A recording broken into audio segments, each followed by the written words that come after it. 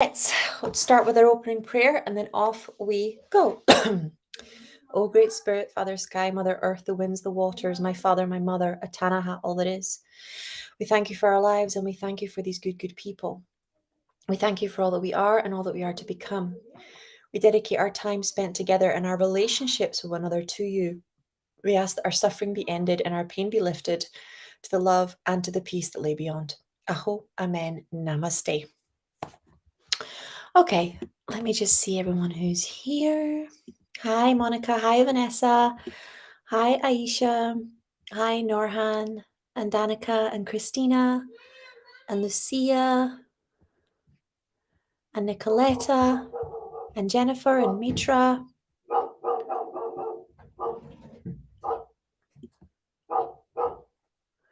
Okay, so first question is from Bruna. She's saying, hi, Sky.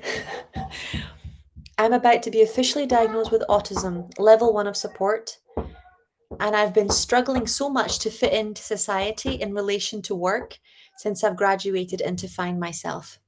Can you please channel a message for me? Thank you. I think my son is coming in playing peekaboo with us. Cha-Cha? Are you there? He's gone shy. Okay, let's get our message for Bruna.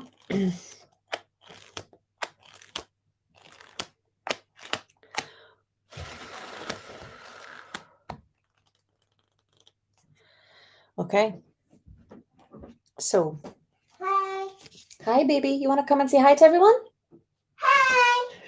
Over here. No. No? Okay. You're going to come in and out and say hi. We'll be okay. So. No. Dancing crane moves through the waters and the muddy marshes with elegance and grace. And the mating call and dance of the crane is full of beautiful movement and flow. Move that out the way. There are times when the astral waters of our emotional life become so stagnant, and will benefit from the healing movement, grace, and beauty of the dancing crane. Hi!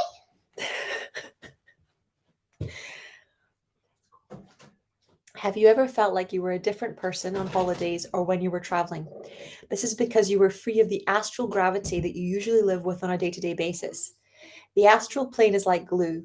When we put enough energy of habit into thoughts, emotions, and beliefs and stories from our past that condition how we interpret current life experiences, we can get stuck in astral gravity, unable to let go of the ways of thinking and reacting, even if we really wish to do so.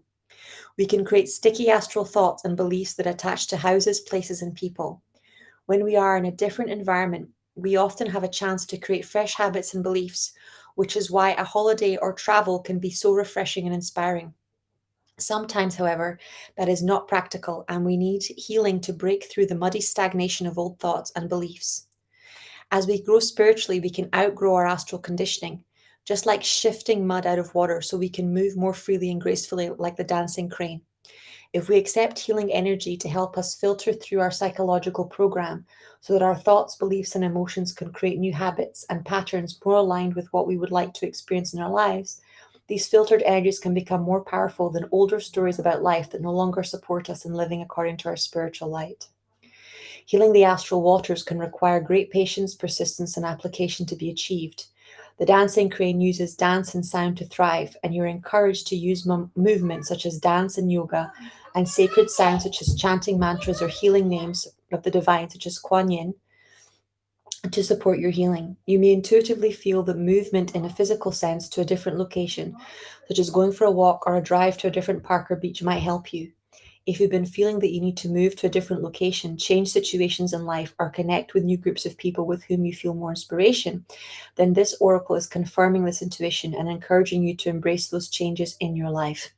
So the guidance that I'm getting is that simultaneously that it's going to bring ease to you and a witnessing to you and a feeling of being seen for the first time in your life, this diagnosis. And at the same time, it has the power to put you in a box and to potentially get you to see yourself as not enough or not the same or different than everybody else. And the truth is that we all feel very different than everybody else, and we all feel deeply misunderstood. In fact, the two greatest unconscious fears of humanity are rejection and feeling misunderstood, right? So it's interesting. It's a paradox that we are all unique, and in that uniqueness, we all feel so different that we feel nobody can understand us sometimes. So the angels are saying to receive. It's a moment of great healing for you to understand that you're part of a collective consciousness, to understand this shadow aspect of you that's been unseen and unheld and unvoiced for so long. And it's also like the autistic part is also it is an incredibly beautiful part. It's exactly like dyslexia in that I say this as somebody who is neurodivergent, somebody who is dyslexic and dysgraphic. It is also an incredibly beautiful part of you. It's how you think and feel differently or uniquely, but it also represents a container that you've been in inside your mind and inside your body that you may not have been able to process or recognize. So let's just take a minute to bring in all this healing for your inner child and for you as you step into this space of validation and recognition and receiving support as you accept your authentic self, your whole self, and no longer have to hide. And at the same time, bring in this energy of simultaneously grieving all the years that you've been unseen and celebrating that everything is going to change for the better now, that you're going to have more support, that you're going to have more solutions, that you're going to have more, connections with people who are like you and resonate with you and have been on a similar life path and soul path to you, and that you're about to discover so many more spiritual gifts. There we go. Okay. Mattis is saying, "Hi, beautiful sky. I have very little I have very little experience in romantic relationships, but I feel like I might be polyamorous. Is that true, or is it just because I have not met the right person yet? Thank you." In my experience, polyamory is a gene. So you're either polyamorous or you're monogamous, genetically speaking, but people can inspire you. They really can inspire you to change. Um, but I think as a rule, I tell my clients to pair bond or to mate match with somebody who's the same as them, because polyamorous people can feel very restricted in traditional monogamous relationships, and monogamous people can feel very betrayed in polyamorous relationships. So, or like they're being abused or being forced to be fake or do things that they don't want to do with people they don't want to do it with. So if you're going to settle down with somebody and you're polyamorous, it's a good idea for them to be polyamorous too. If you're monogamous like I am, you need to find somebody else who's got that genetic and that deep love for it as well, because otherwise it's a fundamental incompatibility. Basically, it's kind of like if your partner loves to smoke and you're a health freak, they're an alcoholic and you're like really into green juicing, there's some fundamental um lack of compatibility there. So there's nothing wrong with being polyamorous and there's nothing wrong with being monogamous. What's wrong is when you make your partner feel not enough for being who they authentically are. Okay. um so let's just take a minute to send you lots of unconditional love and angelic healing.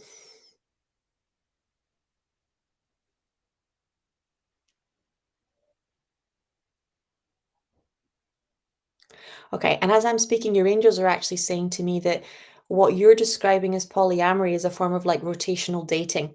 So, okay, so in nature, if you think about birds, for example, the male bird will build a house, right, a nest, and in a good area, with plenty of food, etc. And then the female birds will come by and look at this nest and decide if he is a good partner or a good mate for them, right? So since in all but most levels of the nature kingdom, the man auditions for women to procreate with him. And in human form, the most common form that this takes is rotational dating. It used to be called courtship, right? But if you watch Bridgerton or things like that, the men come courting. And this creates this energy of the woman being the prize and the gift and the the greatest form of success, right? In a man's world. So when we're dating, right? You are not in a committed relationship. You're not married. There's no ring on your finger. No one's claimed you. If you look at like the form at the doctor's office, it says single or married. It doesn't say single, boyfriend, girlfriend, married. Right? So there's been these statuses that have been created that genetically your body doesn't recognize and don't actually mean anything in the world. They don't provide financial stability, emotional stability, or a container for women or men to feel safe or be able to define that relationship or what it means. So when you are dating, it's not polyamorous to be dating multiple people at once, as long as everybody involved knows that you are dating until you get a proposal or you are dating until um, you get a serious commitment or an engagement ring.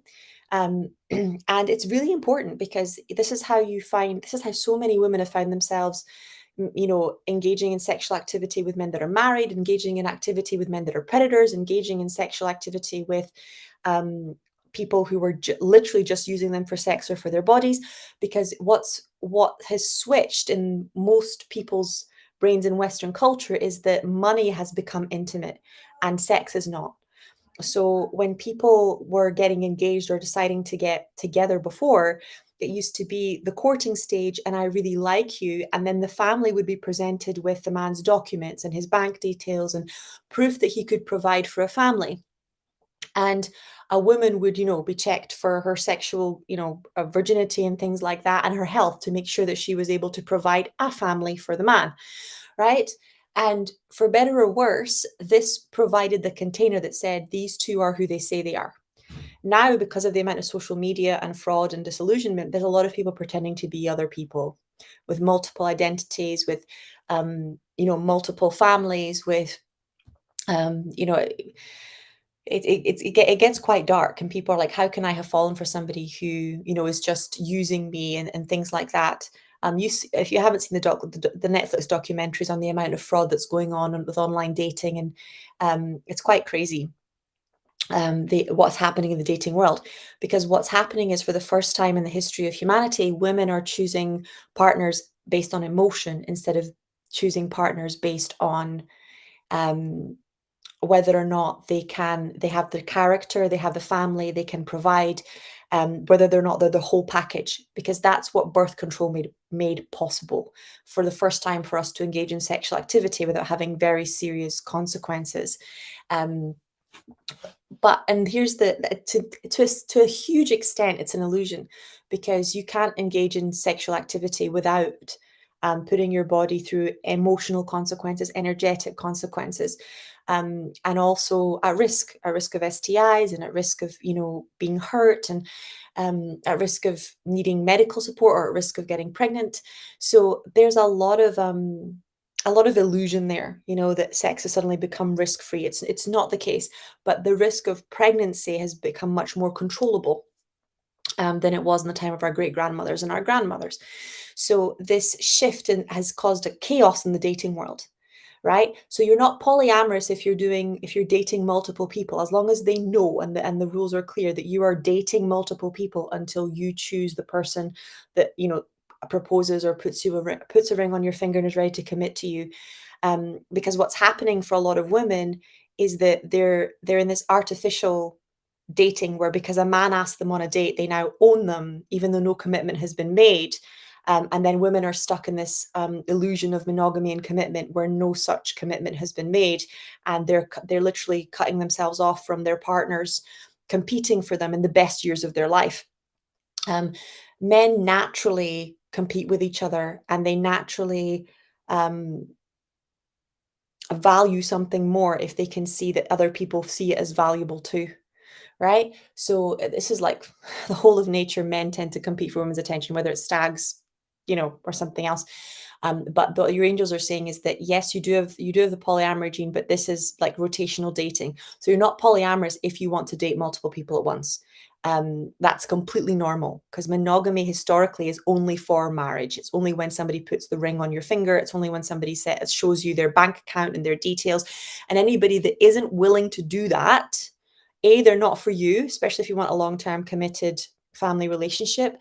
And B, there's nothing more intimate than being in bed with somebody. Nothing. They're inside your body. They are sharing DNA with you. They are completely changing your energetic frequency. So if money is too intimate to talk about, then that's not the right person for you. You should be able to talk about everything before you hit the bedroom. Okay. And honestly and openly with proof of where they are and where you are. If you're looking at dating in the new consciousness, dating in a safe way, dating in a way that allows you to be open to all the opportunities that the universe is giving you. As a woman, you should not be monogamous with a guy until he has made a commitment to you. Otherwise, you are literally cutting yourself off before he's made a commitment, which not only makes him a lot less likely to make a commitment, but it stops you from really knowing what's available and out there. And so many young women are falling into this. So many older women are falling into this, and that's how they get stuck with really nasty men because they've got nothing to compare it to. They just went with the first man that came along because they were told if they did rotational dating, they were polyamorous, or they were cheating, or they were slut. Historically speaking, your great grandmother would have had suitors. They would have come, they would have dated. Notice I said date, not sleep with, right? They would have come and they would have dated, and then she would have chosen from a pool of people who were courting her. Um, and that's how it's worked for hundreds and hundreds of years, like properly biblical level of hundreds of years. And her whole family would have had to check out this suitor and check out his family before, even if she said yes, there was a matrimonial match made, because they understood energy and character and lineage a lot better than we do, right? They understood that if you had abuse in the family, the chances are the child could carry that trauma and carry those genes and recreate it. And they didn't put it in the same words as we do now that we understand the scientific side, but they had very strong spiritual words for those characters and the virtues and the family values. So it wasn't just about, like, people act like choosing bloodlines was about, being Aryan and about just controlling money. It was not. It was also about protecting children and controlling the traits that were going to be magnetized in the future. Because if you are with somebody who is abusive and toxic and hurtful, then your kids are getting programmed with that from the womb, right? And genes run together. Things like narcissism, alcoholism, um, run together. So genes run in packs. And having to heal this stuff is a lot harder than choosing from a place of wholeness. Okay, so let's just take a minute to clear this energy of, from shaming women for having the right to choose a partner and for having quarters, and of, any kind of energy of trying to control the woman's right to choose her long-term partner and who she enters into a committed relationship with, and any illusions as to what a committed relationship is, right? The fake statuses that have been created to convince women that they're safe engaging in sexual activity or emotional intimacy and spiritual connection when they're not, because those words don't provide any protection. There we go.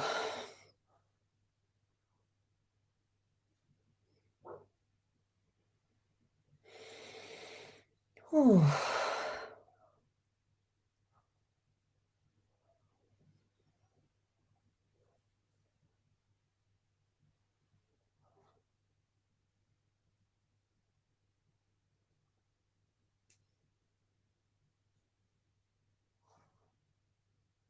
Okay, that's clearing up super nicely.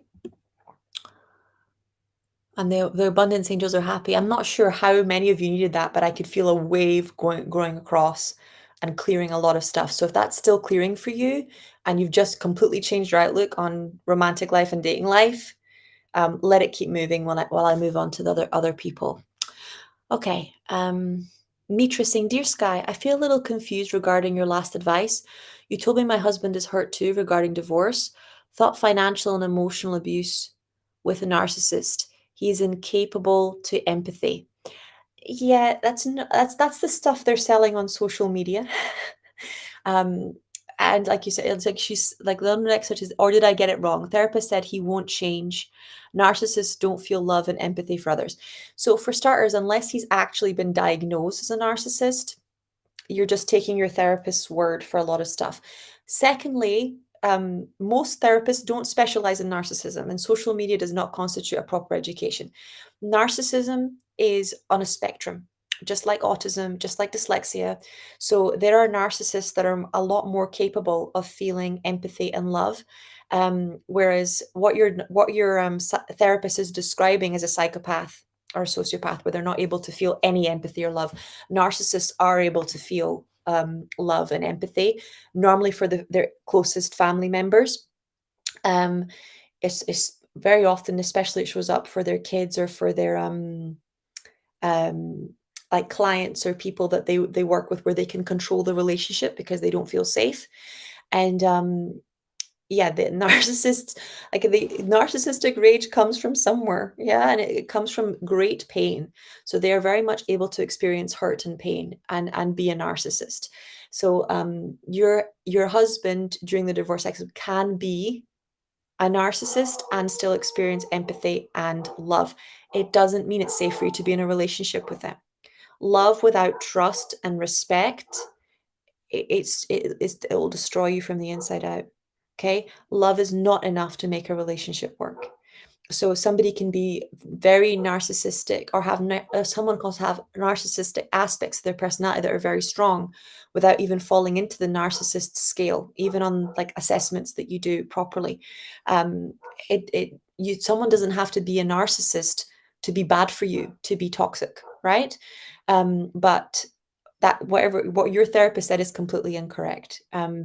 Narcissism is on a spectrum. It would have to be diagnosed for you to know where on the spectrum it is, and whether and how much your ex-husband is capable of empathy and self-awareness um, and various different things. But they do have feelings, they do care, they do have emotions. It just all comes out as rage. It just all comes out as control. But they're not. They're humans. Okay, this idea that narcissists aren't humans or psychopaths aren't humans, or it's not true.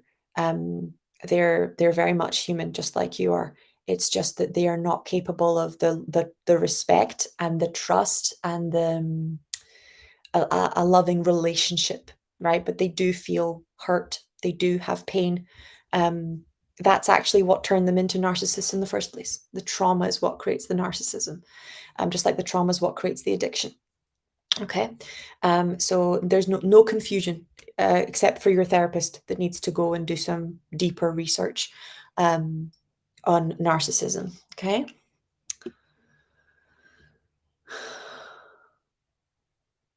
Do the angels have any advice or healing on the current situation, divorce?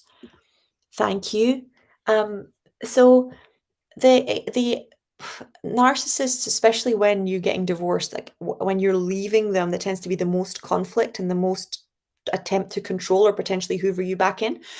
So what I do energetically is I put up a lot of energetic gifts for my clients that are going through divorces from narcissists. So the narcissist can take the energy, but it's not theirs. It's coming straight from God, and it's helping the narcissist to let go, without the client having their energy yanked at every 2 seconds.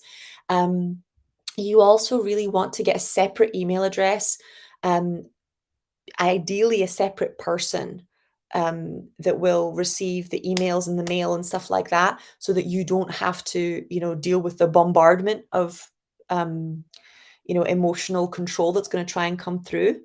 And you also want to get yourself a lawyer that specializes in high conflict divorce, because when it comes to dealing with somebody that's got this kind of soul injury, it's about control and domination and causing you pain, versus it being about the resolution or the kids or what's fair. So you want to be with a lawyer that specializes in this kind of abuse, and is ready to deal with high conflict. And you also want to make sure that your lawyer isn't responding to every letter that they send, because that can rack up your bills very quickly. And most of the letters that they send have no legal anything. It's just designed to rack up the legal bills and leave you in trouble later. So really choose somebody that understands high conflict and let them know not to answer every letter or email, to only, to pass them over to you or to the person that you've asked to have a look at them for you. And you can literally only choose the ones that have any actual legal stuff to let your lawyer have a look at. But the energy from the angels is just keep that wall there and stay very grounded, stay very balanced. What they're doing is about their pain and not about you. Okay, what they're doing is about their pain and not about you. Okay. And if you guys want to do, I've got some really interesting stuff on this on my Healing Men, or it's called Healing Him Masterclass that we did 3 or 4 weeks ago.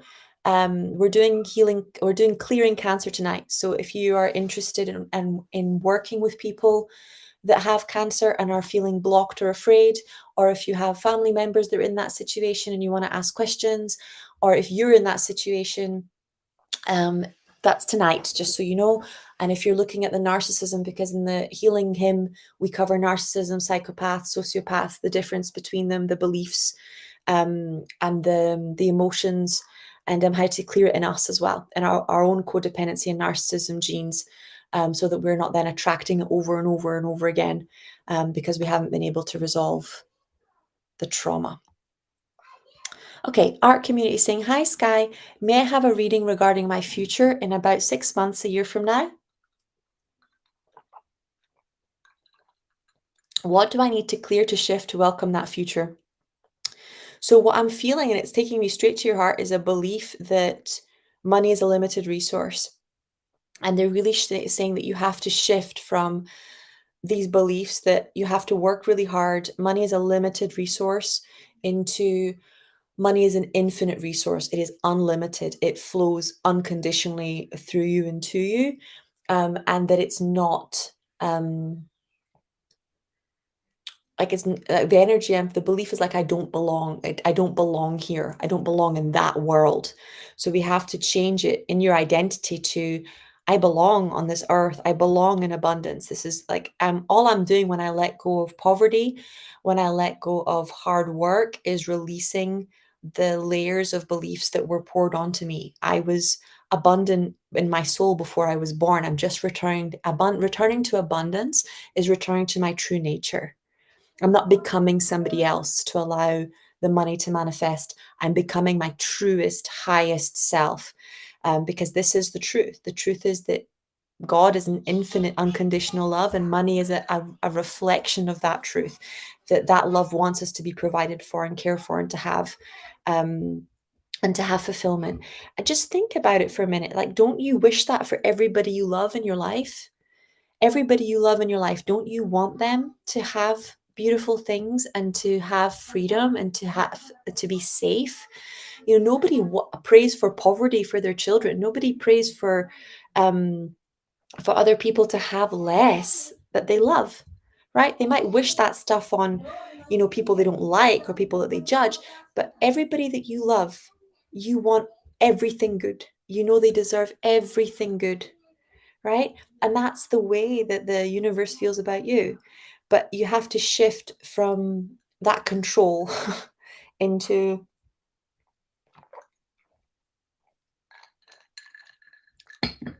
it's safe. It's safe for money to be an infinite resource. It's safe for me to be that successful, to have those things, and that I deserve it. Oh, I get feeling the abundance angels coming in. So everybody that's having that problem at the moment, that's like white knuckling money, let's just bring in the abundance angels, Archangel Shamuel, Archangel Metatron, and just breathe and allow. Ooh, allow that to clear. Okay.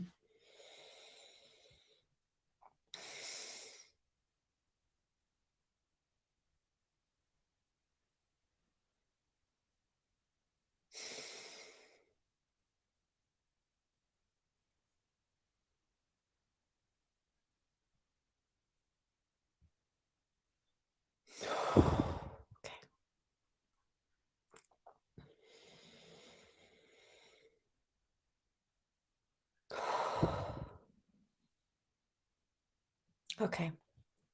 That felt so emotional. I can feel it trying to hide. So it shifted from your heart down into the solar plexus. So that's around your power, right?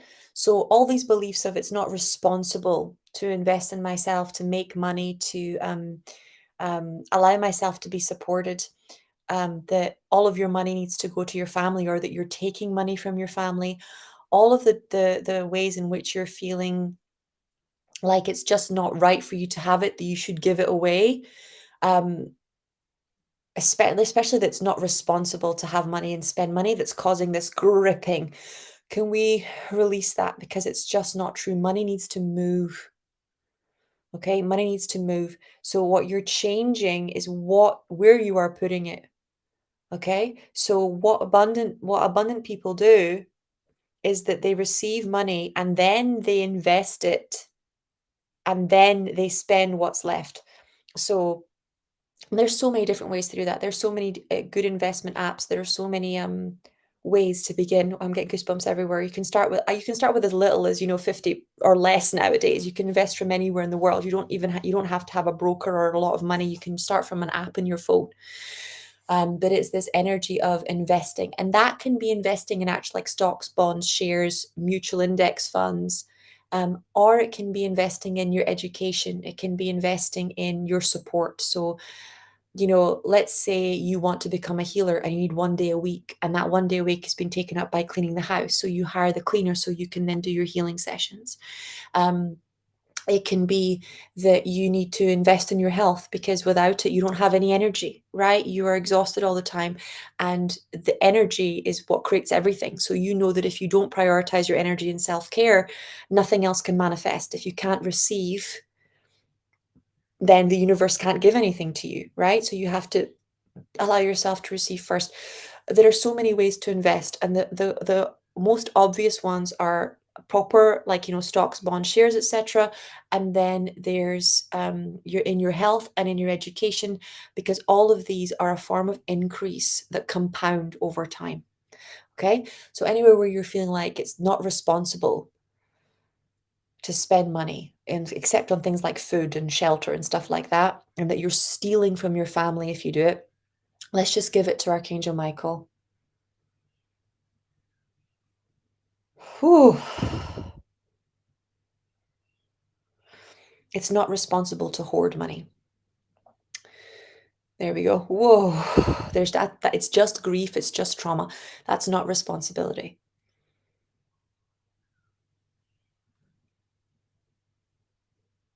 Ooh.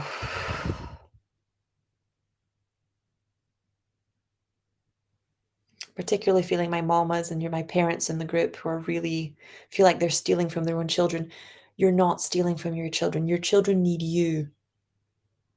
Okay. And the part of you is watching you take care of yourself.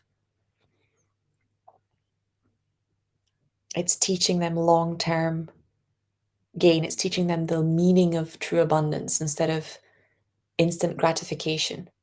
There we go.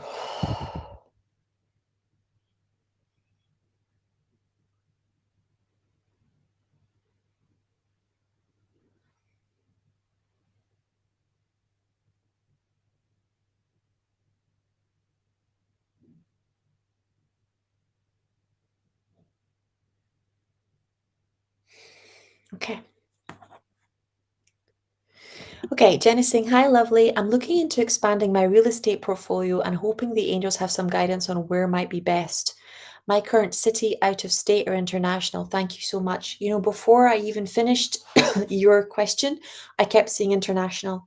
I kept seeing you investing in places like Morocco and Egypt and Dubai. And I really kept seeing international and this real excitement, coming through. Um, it's like this really deep, deep, deep excitement coming through at the opportunities that were unfolding. But they're really saying international, and there's um, it's like the back of the heart is closed and the front is open. So let's just take a minute to open up the energy of I know what it feels like to be supported as I move into an international space of investment.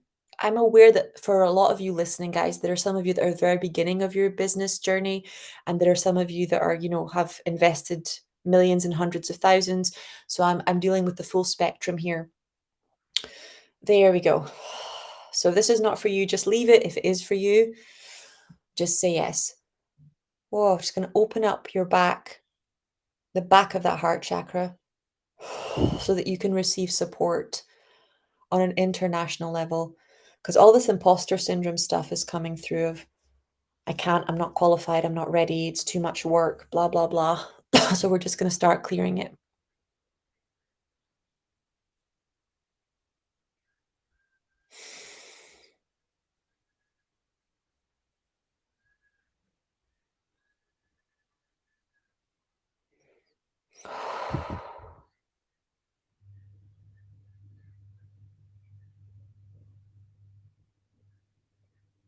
Okay.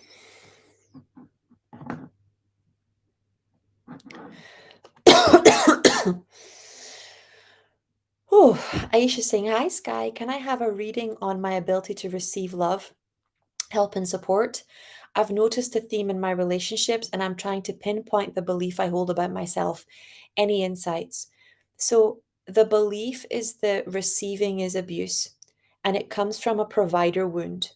It comes from having people use the fact that they provided for you as a reason to then shut down your feelings or control what your needs are, both emotionally and financially. So, for example, let's say you're a little girl and you really, really want the doll or the doll's house or the pony, right? Whatever it is, and your parents go, "Well, I gave you that Barbie pony, so you should behave. You're being ungrateful." And what happens is we stop asking for what we really want. Okay. And we decide at some point that being provided for is too painful, and we don't want anybody, we don't want to rely on anybody ever again. Okay. It can come from something as simple as wanting a toy and having your parents say no and you're being ungrateful and whatever. And want doesn't get. And the other one that can come is more toxic things. So, like domestic violence, where you watched your mom being controlled financially and your father decide what dress she could have or she couldn't have, what food you could buy and she couldn't buy. Or you watched, your grandparents controlling your parents financially, and you made a decision that it was just too dangerous to be provided for, to rely on anybody. Right? And it leads to this insane work ethic. It may have been something that was handed down and that your parents treated you very well financially, but their behavior said always be financially independent, never rely on any man, never rely on any woman, never be provided for, especially by family members or friends or your partner. So let's just take a minute to send some deep unconditional love to that wounded part of us that's terrified of receiving and thinks receiving is shame. Right? Receiving is dangerous, receiving is abuse. Receiving is control, because that's none of that is receiving.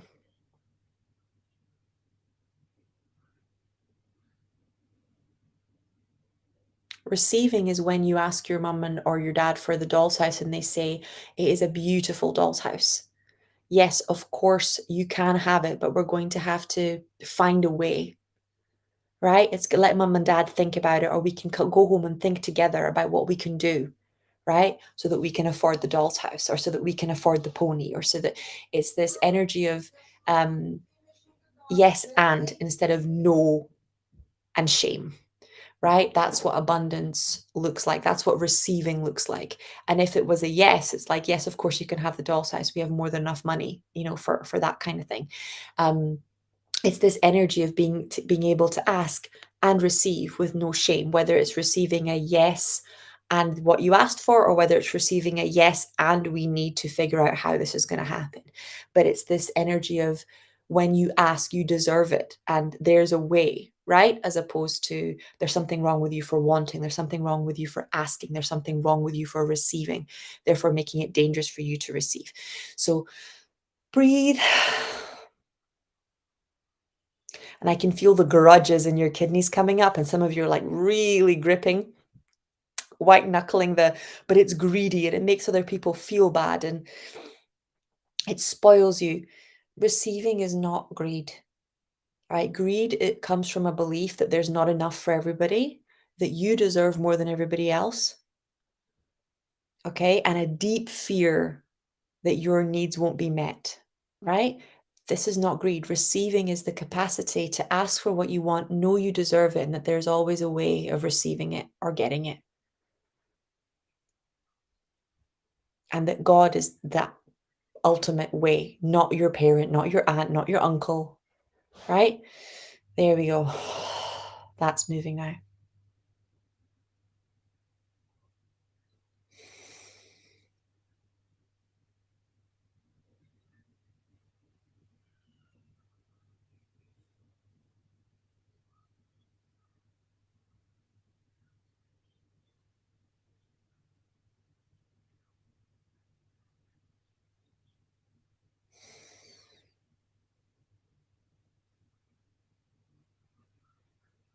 Okay.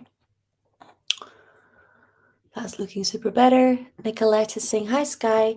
Please, in my job, they're giving me more and more tasks. I refuse to, but they don't communicate if they accept my boundaries. May I receive a healing? Thank you." Okay, so what I'm tuning into, your angels are really showing me guilt, like guilt at having boundaries, guilt at saying no. So let's just take a minute, send so much love to that inner child that got punished every time that she said no and believes that she's bad for saying no. You're not, that little girl isn't bad. Okay? She's allowed to say no. We're all allowed to say no.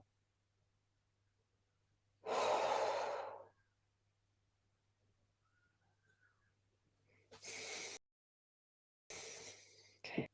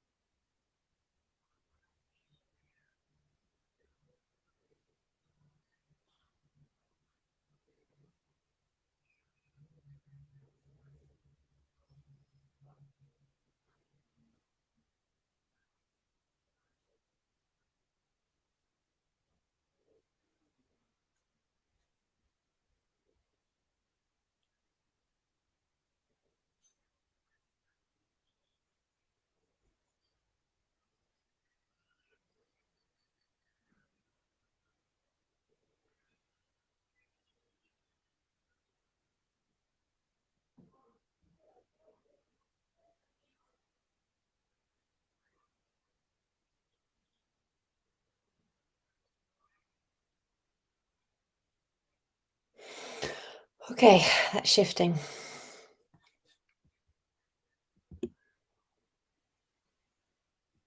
Okay, Vanda's saying, "Hey Sky, I live actually with my parents. When I arrive home around 1 p.m. in the morning because I meet with my partner, they say me and my partner are the cause of my mother's sleeplessness. Can I ask for healing?" um, my love, it's time for you to move. Okay? It's time for you to move. And this is part of what we were discussing with choosing partners that can support us and sustain us. You know, you're at a season in your life where you shouldn't be going out, sneaking out of your parents' house to be intimate with your partner. You're at a season of your life where your partner should be able to provide a home for you, you know, and if they're not at that level, then they can't afford you. Okay. But your poor parents, you know, um, it's hard watching your kids be sexual beings just like it is for us. If your parents were making love all the time in your house, you would feel uncomfortable. So of course they worry. They don't know where you are, they don't know who you're with, they don't know if you're coming home. um it's this is normal parent stuff, but this is about shifting your abundance so that you can you know fly the coop. There we go. And this belief that you're not able to do it, we're going to have to release that. The blaming it on the government, on the culture, on all that stuff. I'm not saying it's not real. I'm just saying it isn't going to get any easier. So you need to make a way. You need to let God make a way for your abundance to come in.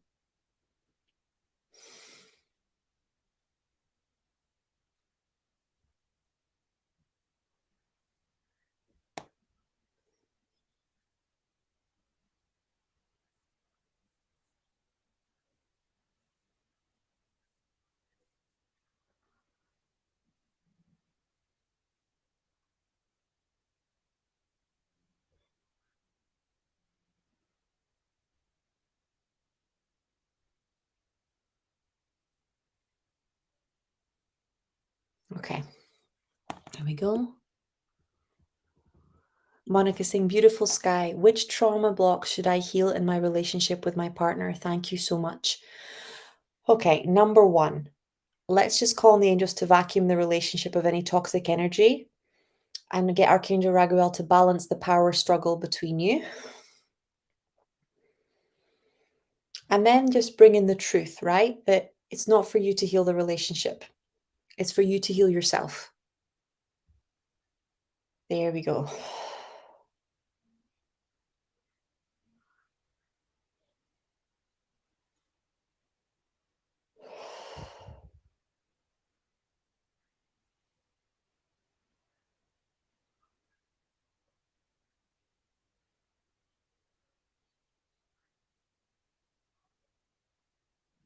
Oh.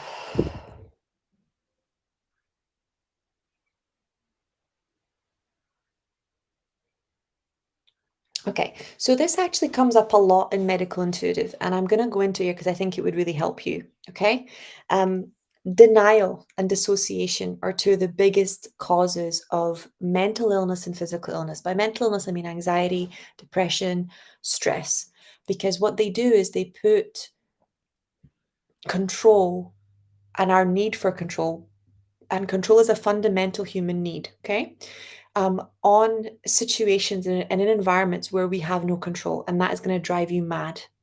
Okay, people, especially soulmates, have free will, and you frantically doing healing to try and control the outcome of the relationship, to try and make them love you, you might be able to get away with that in your own mind. But on the spiritual plane, on energetic role, everybody can see everything. So you doing healings to try and get the person to love you or to control them into staying, or that is actually an act of manipulation and control. Okay, especially without the other person's consent, right? Um, when you focus on healing your wound, which is your enoughness wound, your lovability wound, then either the relationship will naturally change because you are now different and you know deep at your core that what you deserve, right? And you can now receive, or it falls away because it's no longer the truth and you're no longer learning anything from it. And it falls away not because you've taught the other person a lesson, but because you have learned yours, right? Being in a relationship with somebody who is giving less than you when you're in unrequited love is a recipe for illness. Mental illness, emotional illness, physical illness.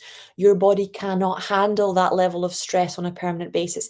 It cannot handle having somebody say, I don't love you enough in 1,000 ways every day.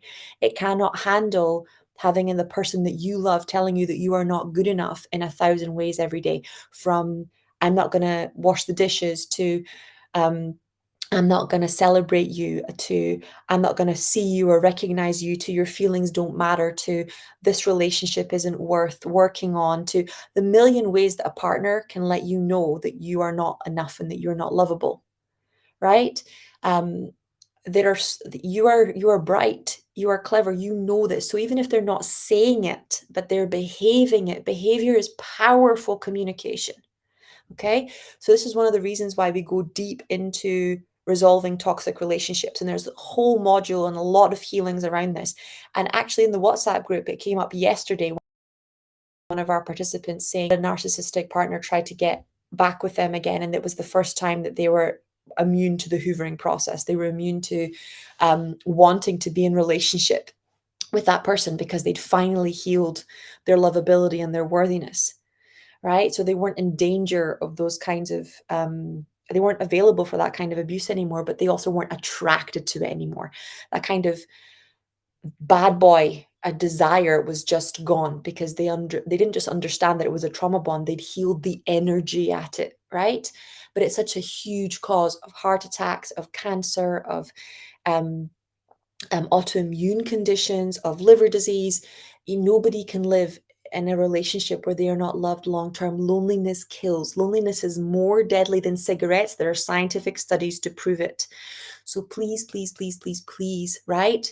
The illusion that toxic relationships or unrequited love in relationships is a small deal, is a superficial thing, that if you just do enough healing, you can make someone love you. It's not true. If you heal your lovability wound, right, and your enoughness wound, you will find love. It will become available to you and from the world. But it doesn't mean that it will be from the person that you want it to be from. It doesn't mean that they're capable of that, right? So when you're doing healings to get a particular outcome from that comes straight from the level of fear, from the level of the ego, you have to shift into that divine perspective where you give the relationship to God and you focus on the wound that's being presented to you, and you have the wisdom to know that God is in charge and that that relationship will either renew or release, and trust in the divine plan instead of trying to force a particular outcome.